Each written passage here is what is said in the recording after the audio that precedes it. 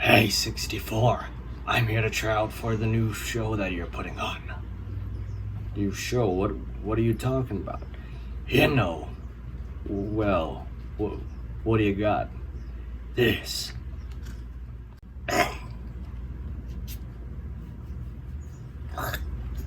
So, what do you think? That is extremely disturbing. So, am I in the show? We'll be back right after this short review.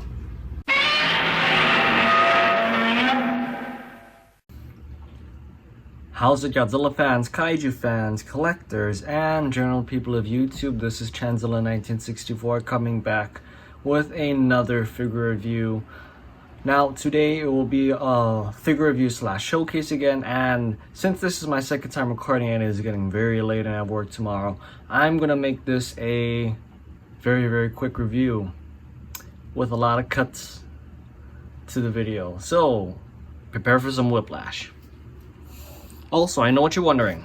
Where's the fourth Godzilla, the Shinpocolypse? He'll be coming right at the very end of the video, so stay tuned. Okay, first up we have Shin himself. So, detail on this figure is amazing, from the different cracks in his skin from, I'm guessing, where he got nuked, even though in the movie it's very well explained where it's just a part of his evolution, or he evolved from this really weird organism that was living at the bottom of Tokyo Bay that fed off of these nuclear barrels or something. But I mean, the detail on this guy is just amazing, from the individual, I guess you can call it sinews on his chest to his teeth. His teeth are very nicely sculpted, and so is his eye, and even his arms and his nails. And his dorsal plates. I mean, the dorsal plates look very nice. They could have just left it very plain looking, but they didn't, so good on you, Bandai. And his tail, the face on the tail, in my opinion, looks very good. I think Bandai did a very good job with the tail, unlike a certain other company. We're looking at you, NECA. Okay, for articulation for this guy, simple. 2 arms swivel, 2 legs swivel. Aside from that, there's a glue on the tail. I've tried breaking it a while back for a long time, just eventually gave up. And yeah, glue seal, no articulation, and obviously no articulation at the head. Paint for this guy, when I'm pretty sure all of you remember when he first came out, how it was just the orange on the neck area and the chest, and then the very tip of the tail. There was just kind of this orangish color. Similar to this one, but not quite. This is more of pink red. But I wanted the whole effect going on for the whole figure, so I went ahead and I customized it. I went in with a little bit of, I guess you can call it red wash, in between all of his little muscles and his sinews and each and every one of his scales. And whatever was excess, I wiped it off. And this is the result that I got. Oh, also I added a pupil in his eyeball. Yeah. But yes, this is a very good figure overall. Paint-wise, Bandai could have done a better job, but Bandai was never very hot in the paint department to begin with. Although with the recent figures coming out, especially with the movie monster series Single Point Anguirus, I think they're doing okay now. They're kind of back on their game. Up next, we have the Climax version of Shin Godzilla, which right off the bat, detail for this guy, pretty much the same from neck to the tail as this guy, but his head, I want to really focus on his head now, because granted his body's in more of a leaning forward position, even though the main attraction for this Godzilla, the main reason why I got it, stumbling over my words here, but was for his head. If we look very closely at Shin Climax Shin's head, I mean, it is just from his mouth, the inside of his mouth, with, you can see to the very back of his throat where he shoots the atomic breath, to his face. I mean, gosh, Bandai did a very good job kind of accentuating that snake-like I guess the snaky details for this Godzilla, which it kind of reminds me of a snake, even though it also reminds me of Predator, especially this part. Which, by the way, this part for me, I feel like Bandai could have possibly made this a little wider, like they did with the SH Monster Arts one, even though I'm totally fine with this one, because I'm very glad that Bandai actually came out with a I guess you can call it Atomic Breath Godzilla, which I believe they started with this guy, but we come back to the other side, similar detail as the other side. Aside from that, going down to his neck and his body area detail, like I said, same as the other one.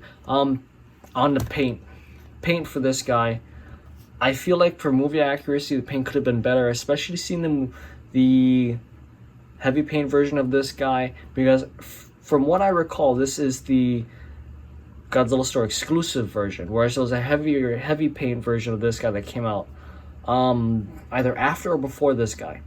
But either way, all I know is the orange was pretty much everywhere except for the mouth and the spines. That was all purple. The orange was all over the body, even though if I recall, only the chest and the neck, like the chest to the neck area, the mouth and the spines were all purple, and then the rest of the body were orange. If we're counting movie accuracy wise, I mean, that's kind of what I'm going to go off of. But in my opinion, for what Bandai gave us here, I think they did a very good job with the paint, especially with this translucent plastic, and the fact that they added this little orange over here. Would have been nice to have some of the knees and the legs like they did with the heavy paint version. In the heavy paint version, they kind of went all out with this orange paint, but I mean, it's okay with this figure. And then, speaking of paint, his eyes are painted very nicely in this kind of silvery, I'm not sure if the camera's going to pick it up, but it's a silver paint for the eyes, kind of like how it glossed over whenever he emits his atomic breath, or when he was attacked by the army with the bunker buster bombs. But the fact that man even added shading over here is, I mean, I give him props, I give him points for that one, and especially the shading on the tail, which they didn't have to, because from what I recall, they didn't necessarily do this with the SH Monster Arts version, but that's why I go with Bandai Vinyls. Also because it's easy not to lose pieces from these guys, but that is all besides the point, because articulation, same thing as the other one. Arms move, legs move. Sadly, no tail. Even though it would have been nice because,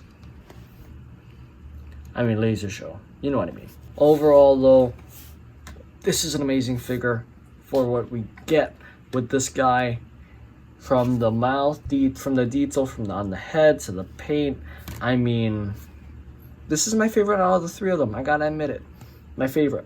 I didn't have to repaint. Looking at you over there. Last but not least, before the fourth horseman, I'm just kidding, Godzilla, is the frozen Shin Godzilla. Okay, so detail. Pretty much the same all throughout. From the head to the part of the tail before the tip of the tail, and then we get to the very tip of the tail, where we get this beautiful, and I mean beautiful, representation of the very end of Shin Godzilla, where you got the human shins coming out of the tail. And I mean, Bandai did very good with the detail work on this guy, since you can tell that these are supposed to be dorsal plates coming off of their backs, and you can see the tail over here. Like, I mean, you can make out, like, even this guy, which we saw in the maquette, which he was very noticeable, where he's just kind of leaning backwards in this kind of agonizing one, similar with this guy. But I mean, the fact that you can make out each and every one that we saw in that very last scene. Oh, and not to mention this grotesque mass of a tail here. But the fact that you can make these guys out, and you can tell. But the fact that you can make these guys out and you can tell which is which is a big kudos to Bandai on my end.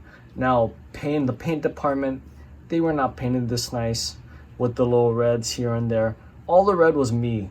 Everything else, I mean, it works for what it was. It was just pretty much all gray, which I was totally fine with, because Guy's frozen. He ain't going anywhere. Well, these guys might, hopefully. Even though I'm not holding my breath for a second Shin Godzilla movie, even though that would be great. But, I mean, in the paint department, this guy didn't really need much paint, but this is still a very well painted figure. Even, may I dare say, the best painted figure, movie accuracy wise, because this is pretty much all you need for a frozen Shin Godzilla. This kind of bluish gray color for the skin, and then this gray washing to add texturing and more character to the figure. In my opinion, best painted figure of the whole Shin Godzilla series line. Definitely love this guy. Even though this Godzilla figure and the line that came with the Evolution set, all three of the figures were very well painted, so yeah, I gotta say, Bandai, you did good with this one. And last but not least, articulation for this guy, same thing, arms, legs, even though this guy shouldn't really have any articulation, but still glad they included it, and a tail. In my opinion, am I the only one who wants to make this guy Ghost Shin Godzilla? Because last but not least, we have the fourth Godzilla of the Shinpocolypse. I call it Colossal Godzilla, or my fun nickname from Attack on Godzilla, Shin Godzilla. Because, so what I was going for with this guy was, I was trying to make him look like the Colossal Titan from, okay, I gotta get these guys out of the way. What I was going for with this guy is I was trying to make him look like the Colossal Titan from Attack on Titan, because I cannot be the only one thinking or thought that when Shin Godzilla came out, he looked like the Colossal Titan from Attack on Titan. Yeah, that's what I was going for. Detail wise, pretty much the same figure. Might have messed up with some putty here at the neck, but that's about it. Paint, as you can see, it's a whole mess of things. I tried my best to paint it as close to the Colossal Titan as I possibly could. I just went over with this red kind of scarlet red base coat all throughout the body. Then I went in with a wash of this iridescent orange, which you can clearly see on the camera, which I'm very glad is picking up beautifully. And then over both of those, I took this kind of bone white, sinewy white color, I guess you can say, and I put it wherever I thought this Godzilla could use it to resemble the Colossal Titan or Colossal Shin Godzilla. I mean, in my opinion, it definitely could have turned out better, especially if I was a little more sure as to where I wanted to put the paint. But in the comment section below, do let me know, have you guys ever thought about doing this? Have you guys tried it, and how did it turn out? And what do you guys think about this one? Because in my opinion, like I said, I could have done better. Not my proudest custom, but definitely one that I really wanted to try. So yeah, never hurts to try, guys. Don't ever forget that. Time for the question today, though. Do I recommend you guys add these three guys to your collection? I would say these four, but this is a custom of this guy, so I don't think that really needs to be said. But anyways, yes, and yes. This guy comes with the evolution set of the Shin Godzilla evolution set, which comes with this guy, the heavier painted version of Form A Godzilla, then the heavier painted version of Form B Shin Godzilla. So if you happen to get lucky like me and find this guy on his own, I would definitely pick him up. If you don't, and if you don't have those figures yet, I would recommend you pick the whole set up, because I think the whole set's worth for what it's been going on eBay, which I believe the latest that I've seen it at was about $150, might have gone up from then, but yeah. As for this guy, the Godzilla Store exclusive Climax version, or even the heavy paint version, if you can find that one, I think you should definitely pick these guys up. I wouldn't go over $120. I would say they're worth between the $100 $120 price range. As for this guy, last I checked up, he's still going for about $35. So if you happen to find him for a good price, definitely pick this guy up, because if you don't have a Shin Godzilla figure yet, and if you're a Godzilla fan or even a kaiju fan, what you've been doing all this time, been hiding under a rock for the past year or 5 years, But anyways, if you guys haven't picked this figure up yet, I do recommend you guys pick it up, because if you're a Godzilla fan, I mean, you can't miss out on Shin Godzilla. One of the more interesting Godzilla films to push us into the Reiwa series of Godzilla. But enough rambling from me. I hope you guys enjoyed this review. If you did, give it a thumbs up.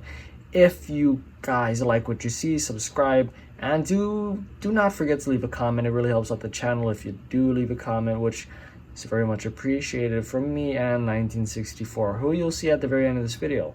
But this is Chanzilla 1964 saying, till next time, guys, peace, and good night, because I'm going to sleep. Aloha, everybody. This is Godzilla 1964 back. And it's been a while since I've done one of these PSA thingies, so forgive me if I'm a little slow to this.